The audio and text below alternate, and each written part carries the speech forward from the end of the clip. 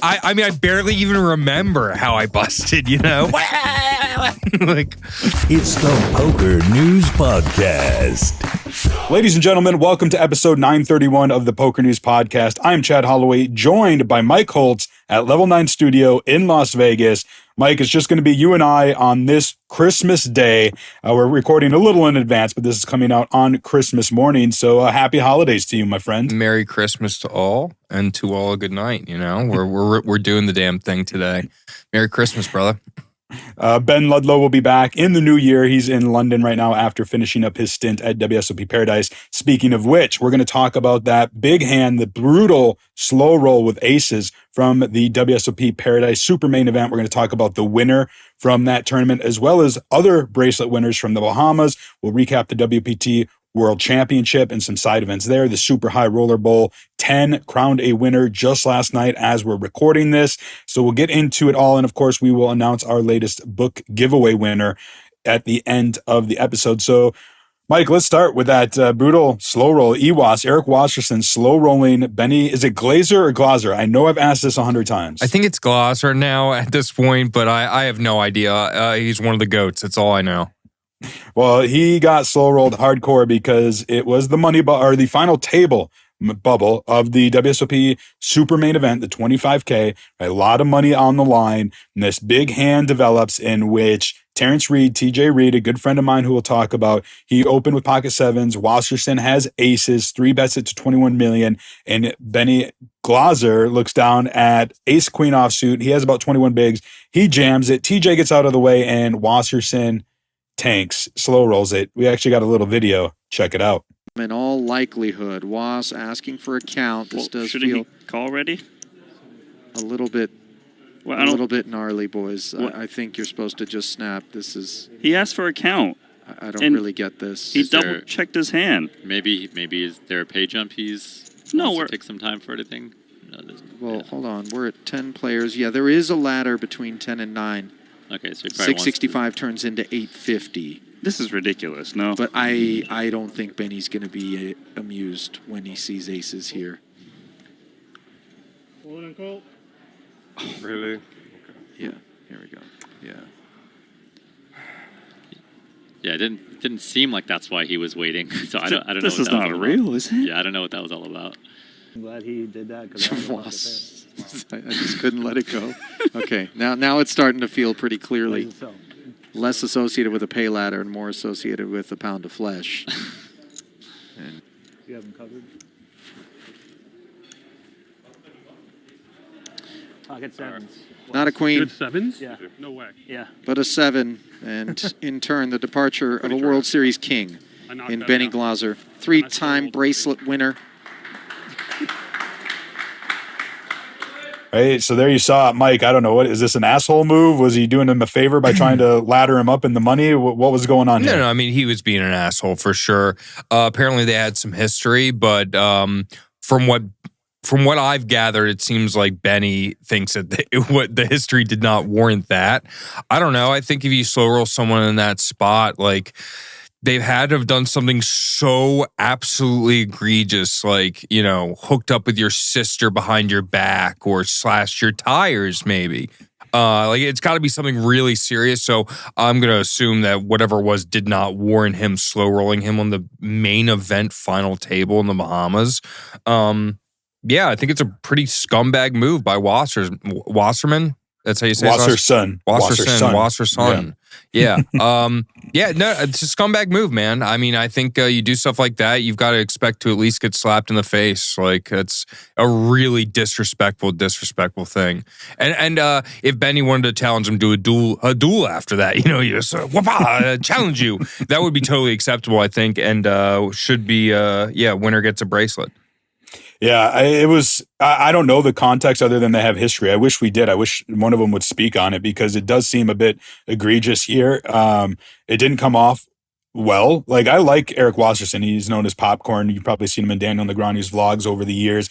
Very well respected, was at least well respected poker player. I'm sure he still is with his peers, but there was a lot of backlash from poker fans watching this. And I think that's kind of where I might take issue with it, is like, this is such a pivotal moment in such a big event that is being shown worldwide. And to the casual viewer, to the recreational viewer, it probably leaves a bad taste in their mouth, I would assume. I mean, that seemed to be some of the backlash on social media. I would have been totally on Benny's side if he walked over and smacked him in the face. I would have been like, nope, that was, evens.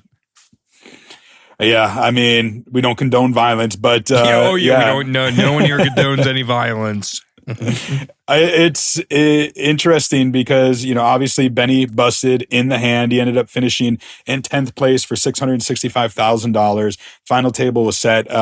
Kind of the cherry on top of a good year for Benny. Obviously a bittersweet ending because he didn't make the final table and he got slow rolled. But he won 3 bracelets over the summer, finished runner-up to Sean Deeb in the Player of the Year race. Some people say, you win 3 bracelets, you should win Player of the Year, but that's just not the way the formula works. Yeah. But all in all, like a great year for Benny. In fact, next week's episode, we're going to do top 10 stories of the year. And I can, spoiler alert, Benny's summer is going to be one of them. Makes sense to me. And it's a shame that this has overshadowed what was a sick final table. And it had our friend TJ Reid there and a bunch of other great players. And Yeah, let's talk about the final table. So once it was set after the slow roll, they took a break. It was live streamed then, the final table. Natasha Mercier, Jason Mercier's wife, an accomplished player of her own, took a break from being, like a mom back home in Florida.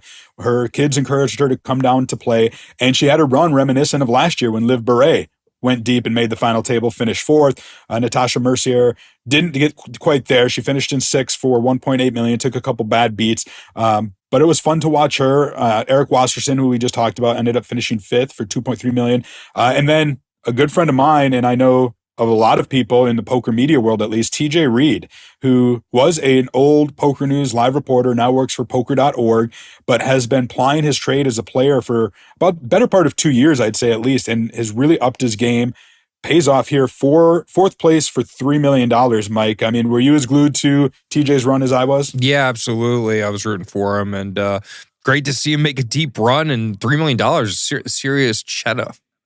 Yeah, I mean, he's been knocking on the door to something big. I think he finished runner-up in the NAPT PokerStars Open back in November. Yep. He's had a lot of other, solid cashes throughout, but a 7-figure score, $3 million score, and a final table. Like, you're going to see more of TJ, I'm sure. Like, he's put a lot of work in his game, and this was just a.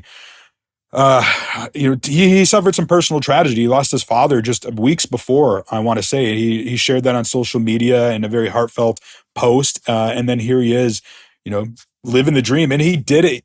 He represented himself so well, right? He was, even though he's not an ambassador for a site like PokerStars or GG, he's representing the poker media and poker.org. And he just carried himself in a way that I just thought was awesome. Even when he busted, he was all smiles, shook hands with everybody. And I don't know, I'm a fan of TJ Reid.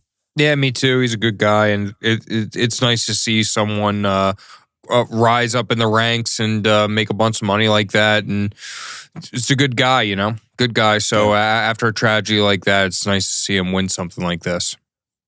Well, the tournament ended up coming down to kind of a opposite ends of the spectrum, if you will. Bernhard Binder, I'm guessing it's Binder, not Binder. He made a heads up against France's Jean-Noel Thorel. Now, Binder is 27 years old from Austria, whereas Jean-Noel is from France. And I want to say he is 78 years old, a 51-year age gap between these two. Did you watch any of their heads up match? Just a little bit of it. I tuned in and out. I think I was... I don't know, I was doing something else. I can't remember. But I tuned in and out, and it seemed like every hand I watched, Jean was getting unlucky, and Binder was kind of running him over. Yeah, I mean, but it ended up being back and forth because I was tuned in for almost all of it, and then I think it was Sunday Night Football or something was coming on. I'm like, all right, I got to watch some football. That's why it was Sunday. Okay, yeah, that's why. And but it was a 4-hour heads-up battle. Ultimately, it was Bernhard Binder coming out on top to win the 2025 World Series of Poker 25K Super Main Event for $10 million, the same amount of money that Michael the Grinder Mizrachi won over the summer in the $10,000 main event. Jean-Noel Thorel, $6 million. I think it was Jason Kuhn had a great tweet about, they call him JNT, John Noel Thorel. He is like a former pharmacist. He has a lot of issues with his eyes, so it's hard for him to see, but that he's just out there battling these high stakes pros, having success, and is fearless, which, I mean, you know, if I'm 78 years old and I'm playing poker like Doyle, you know, did, and like, what do you have to lose? Just start blasting, you know, put these boys in the grinder. No, 100%. He's a sick puppy. I like watching him play. Yeah, he plays a lot of those Tritons too and makes them very exciting.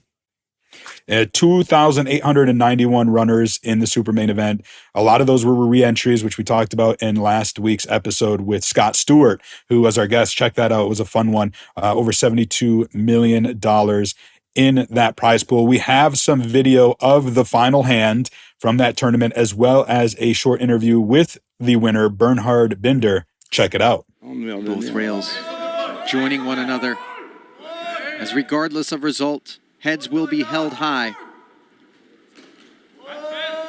But JNT hoping that an L is not hung around him on a 9-6 deuce board. The climb grows further uphill as he slips to 23%.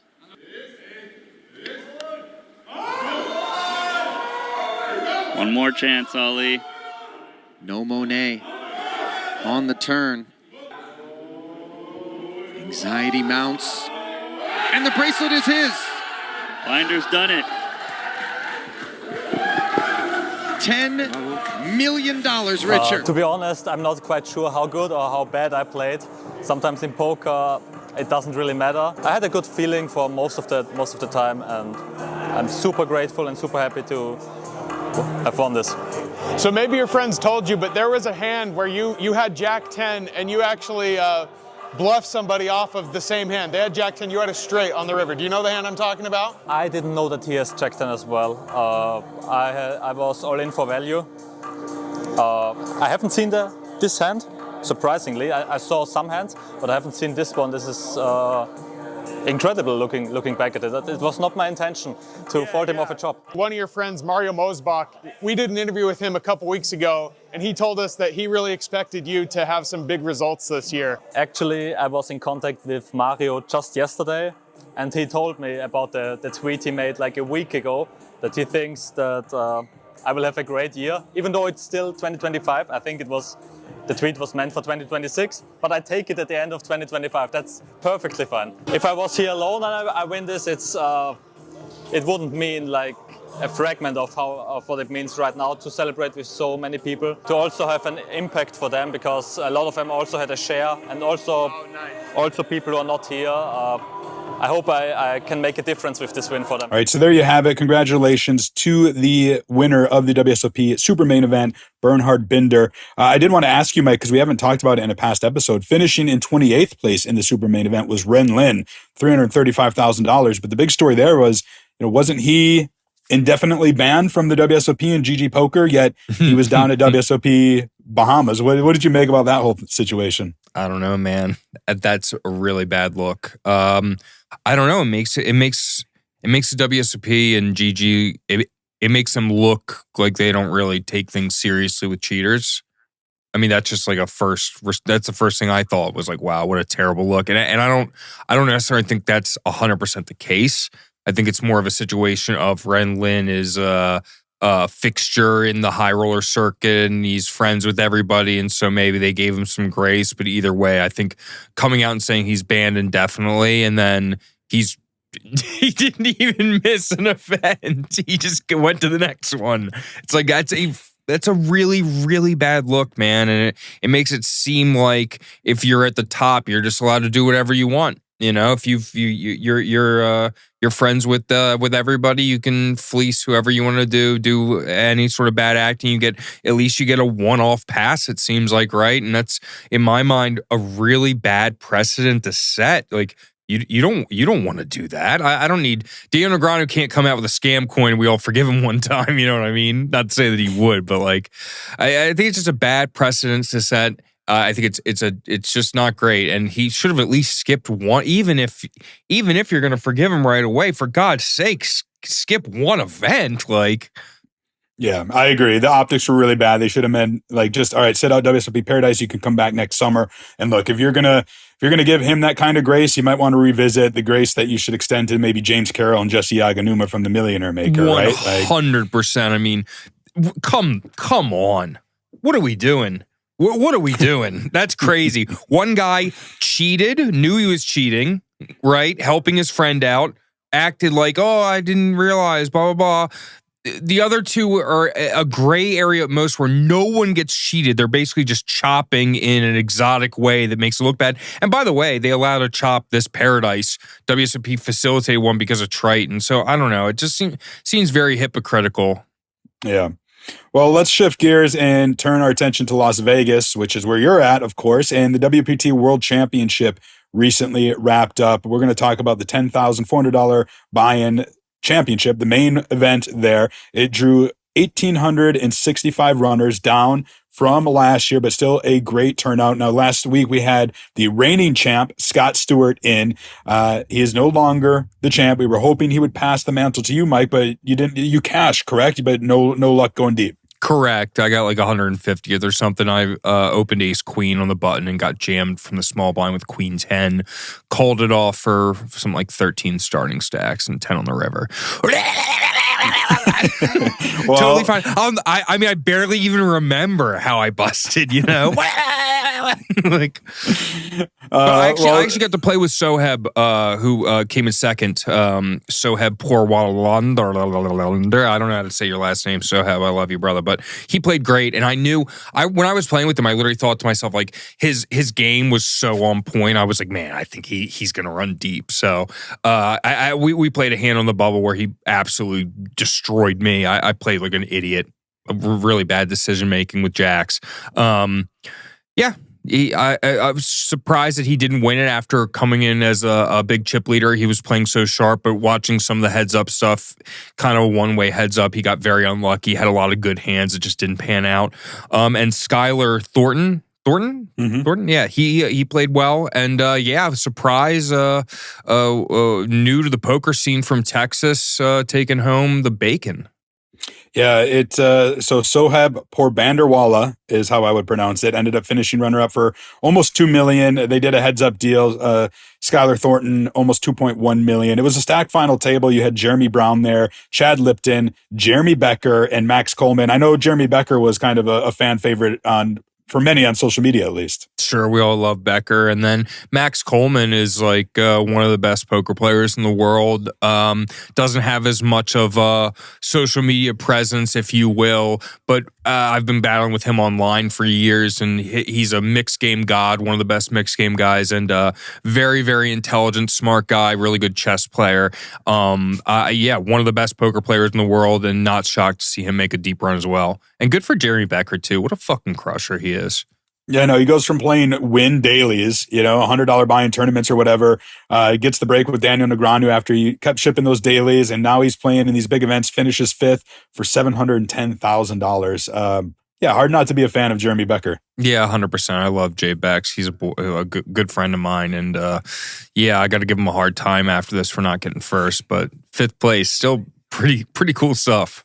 Our colleague John Sofin was at the Wynn when a winner was crowned, and he grabbed a short interview with Schuyler Thornton. Check it out. You're allowed to run good.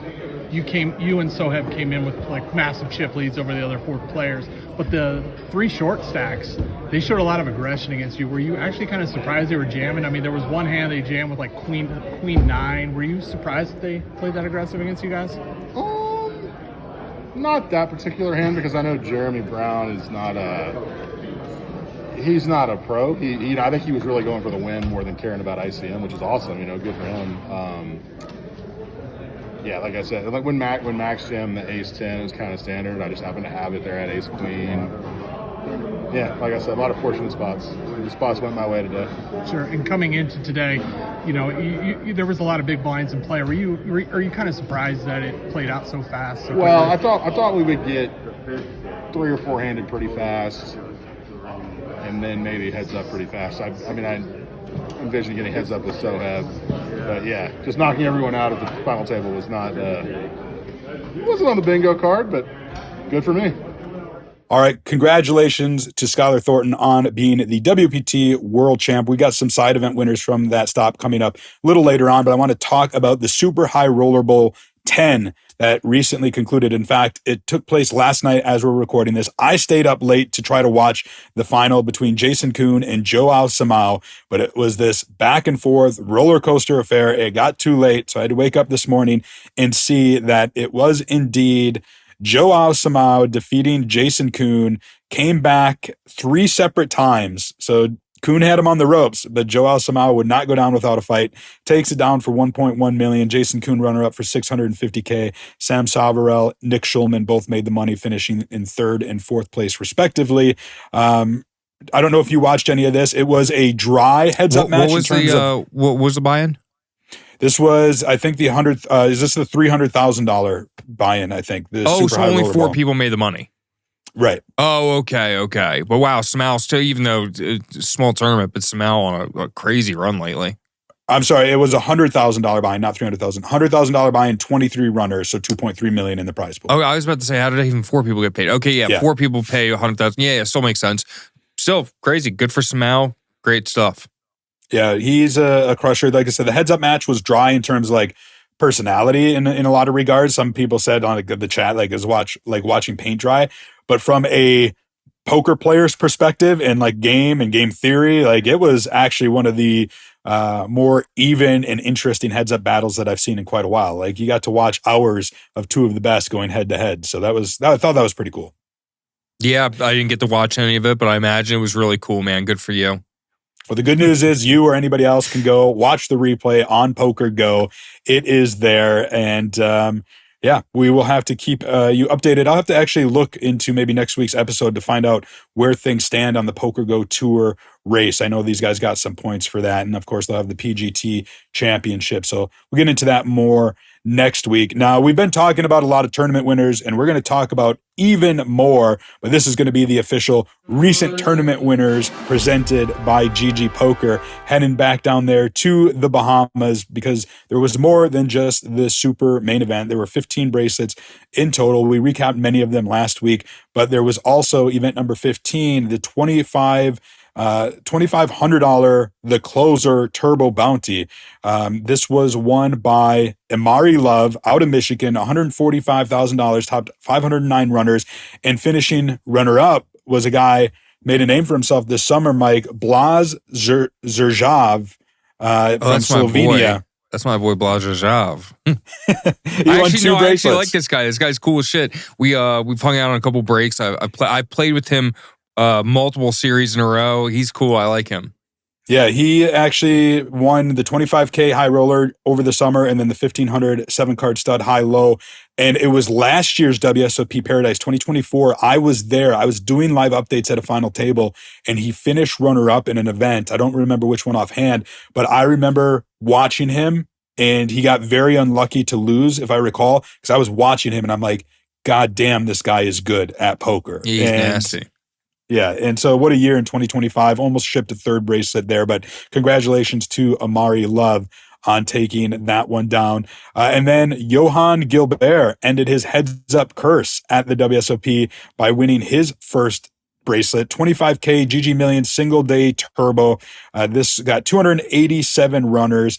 It was won, as I said, by France's Johan Guilbert, defeated Finland's Ailis Parsonen. I'm sure I butchered that one, but got 1.5 million to take that one down. I'm trying to look because it says broke the heads-up curse. He must have finished runner-up several times. He had finished runner-up a couple times at least. Remember, he got bluffed in that one crazy spot where it was like a 6-bet river, 5 flush board. Like, I don't know if you remember or not, but it was like raise, re-raise, all on the river, and both of them were bluffing. But it was one of the sicker spots from, I believe, last WSOP. Yeah, so I think it was you're a right. shootout, maybe even. Well, I mean, I think I'm getting that wrong, but yeah. Yeah, so I just found it. He's been heads up before this. He was heads up for a bracelet 3 times prior and lost them all. First in 2019 in a $3,000 shootout, then 2 years later in the WSOP Europe main event, and then more recently last year in the $2,500 freeze out against Antonio Galeana. Wow, three is a drought. I lost 6 heads up in bracelet and circuit events before I won my first bracelet or ring. And since then, I think I'm 7-0. Variance. Nice. Crazy stuff. Yeah. And then at the WPT World Championship, there was also the WPT Prime. We previewed that final table last week. It did play out the $1,100 buy-in tournament. It took just 29 hands to go from 6 players down to 2. And ultimately, it was Aaron Johnson defeating Fernando Martin del Campo in heads-up play. Aaron Johnson getting $1 million. So I'm very familiar with Aaron Johnson. A week or two before, he was on my left at the MSPT running aces. He's an MSPT Hall of Famer, 2-time champ, very well known in the Midwest in Minnesota. I'm not going to lie. Like, I'm supposed to be a little impartial, even though I wasn't there. Like, Aaron Johnson is the man. Like, I love to see him win this one. No, me too, actually. It's funny because it's a true story. Day 1C, I played with Aaron Johnson. We were in, and I actually played with him multiple stages of this tournament. Day 1, Day 2, I played with him as well. And I played with him in the 10K. Great guy. He got so unlucky on day 1C.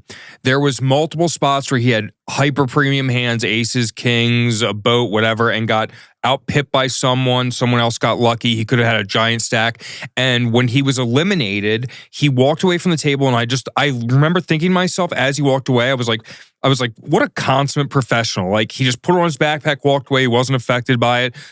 And I literally thought to myself, I was like, he's going to win something big one day, one time soon. And literally, that was that same term, I guess, 1D he must have bagged and then came in and won the whole thing. So pretty cool. And I have a couple other friends who played with him, and they text me asking about reads on him. And I was like, I don't know, man. He just seems like he plays very GTO and just very solid. He's very stiff the whole entire day. You can't really get reads on him. Yeah, great player, good guy. Seems like a nice dude. Myself and Kinda England really dove into his victory on the MSPT podcast presented by Poker News episode 10, which released yesterday. So that is up right now on the Poker News YouTube channel. You can also check it out on all major podcasting platforms. I highly recommend it. You'll get to learn more about Aaron Johnson and his victory at the WPT Prime. Another event that took place at the Wynn during the WPT World Championship was a 25K high roller, and this one was won by the WPT GOAT, the greatest of all time, Darren Elias, for $631,000. Connor Rash, Ben Tollerine, Jason Kuhn, Brock Wilson, all at that final table. But Mike, Darren Elias, BetMGM ambassador, just getting it done. Pretty sick stuff, and yeah, that's a stacked final table. Yeah, I was glued to that one as I was to the final table of the Bay 101 Shooting Star. Now, if you remember, this event played out to a final table a couple months ago, but they took a hiatus, and played out the final table in Las Vegas, the final 6. Chance Cornuth was the big name, the last Shooting Star remaining in that one, but he was out in 6th place. And it ended up being Kharlin Sued defeating Danny Wong in heads-up play to win the tournament for $480,000. Kharlin Sued is a name I've seen around a lot, but I don't know him. Mike, do you have any familiarity with him? Exactly the same thing. I've seen it around a lot. I know he hangs in a lot of the same circles, a lot of crushers, friends with a bunch of people I'm friends with. And yeah, when he won, I saw a lot of my friends were celebrating. So I'm not going to meet this guy. He seems like a really good guy and loves the game, obviously. Yeah, it was funny. Somebody asked him if he was studying his opponents during that hiatus, and he said, no, not really. He had a couple friends who said, well, you probably should be doing that, but he didn't. He didn't want to second guess himself, So he played his game, and now he is a WPT world champ. My colleague John Sofin was there and got an interview with the reigning WPT Bay 101 Shooting Star champ, Kharlin Sued. Check it out. Right. First off, congratulations. Big win. Biggest win of your career, safe to say? Absolutely. And now, you had to wait almost 2 months to come back to play this thing down to a winner. Did you do any studying preparation for this?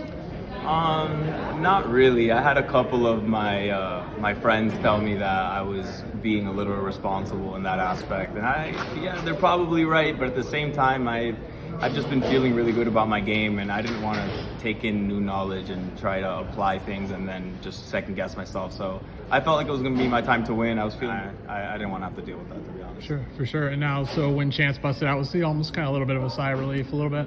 When Chance busted, I was really liking my chances after that. I still had a big chip lead, and I just didn't feel like the other opponents were going to be as aggressive as Chance.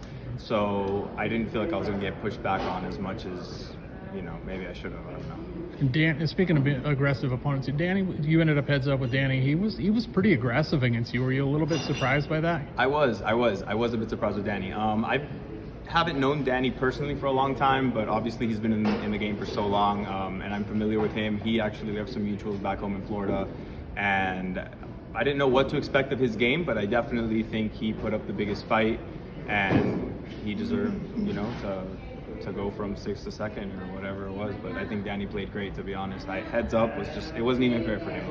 I made at least top pair every single hand against him. So, heads up it's a bit of whoever gets luckier, I guess. For sure, and it was obviously it was a great week for you in general. You almost made the final table. You didn't come too far from the final table in the prime, so heck of a week, man. Yeah, I mean, if I could choose, I'd choose getting maybe 3rd in this and 1st in the prime. But yeah, right. Of course, all of that is momentum. All of that lets me know that I'm doing the right things. It gives me, lets me sleep good at night and know that my game's in a good spot, and it all adds up to my mindset coming in and how I feel overall. Sure. All right. Congrats. So there you have it. Congratulations to Kharlin on winning the WPT Bay 101 Shooting Star. One other winner I want to talk about happened over in France, in Cannes. Paul Tedeschi won the 1,100 euro buy-in PokerStars Open Cannes main event. This is a 1,202 entry field, 1.15 million euros in the prize pool. He took it down for 195,000 euros, defeating Russia's Nikolai Mamut in heads-up play. Paul Tedeschi, just one of those guys who's been around a long time. When I used to do the EPTs 10 years ago, Paul Tedeschi was a name. In fact, I think that's when he made his debut, was in 2012. He comes to the WSOP. I don't know, Mike, if you're familiar with Paul at all, but young French crusher. I'd have to see his face, but no, I don't. The name doesn't ring a bell. Yeah, trust me, he is pretty damn good. And then, Mike, we got to announce our winner for our book giveaway, right? I don't know if you've been reading the comments, because that's how people enter, but a lot of people are actually entering for these book contest giveaways. Yeah, didn't John Pork win the last one? John Pork? Yeah, I think John Pork won the last one, if I'm not mistaken. I think it was Mark Fleshinger. We had another one in between them. We gave it to John Pork. You probably just don't remember. Yeah, well, I can tell you that the book is 100 Essential Tips by Jonathan Little. We're giving it away in honor of his new book that just came out, The Complete Poker Workout, which you can find right now on dnbpoker.com. I'm sure it's also on Amazon. You can check that out. But this week's winner of the book, let me pull it up, is one Alan Schmuck. I don't know if that's his real name, but Alan Schmuck is the winner. So, Alan, if you're listening, watching, go ahead and get a hold of me on social media, and I'll make sure you get a copy of the book. And we will do one final giveaway this time for the actual book, The Complete Poker Workout, brand new book by Jonathan Little and D&B Publishing. And once again, all you got to do is comment book on the YouTube video, and we will select a winner in the new year. So in a couple episodes from now, so you'll have plenty of time. Mike, I didn't even when you were coming up in poker, were poker books, did you read any poker books? I know I did a lot, but is that something that was part of your training in the poker world? Yeah, I mean, I'm trying to think what the first poker book. I mean, I got the Mason Malamuth, Sklansky books back in the day. But at that point, they had already kind of, the game, not going to say the game had passed them by, but most of the concepts were rudimentary. And then I remember getting, I believe it was Mastering Small Stakes, No Limit Cash Game, something like that with Jonathan Little. And I stopped at a Barnes & Noble's 10 years ago and bought another one of his books for crushing tournaments. And those were helpful. Those were very relevant at the time, but mostly just online poker sites, Crush Live Poker, BBZ. Yeah. Jonathan Little just had a birthday a few days ago, and it got me thinking, like, oh, how old is he? Is he Poker Hall of Fame eligible yet? Which is 40. And I looked it up, and he actually just turned 41. So he has been Poker Hall of Fame eligible for at least a year. How did I know that? How did you know that? Yeah. I pictured Jonathan in my head. I went, he's 41. Well, I'll say this, like, he wasn't nominated for Poker Hall of Fame, but I think he should. He's a WPT champ, WSOP bracelet winner now.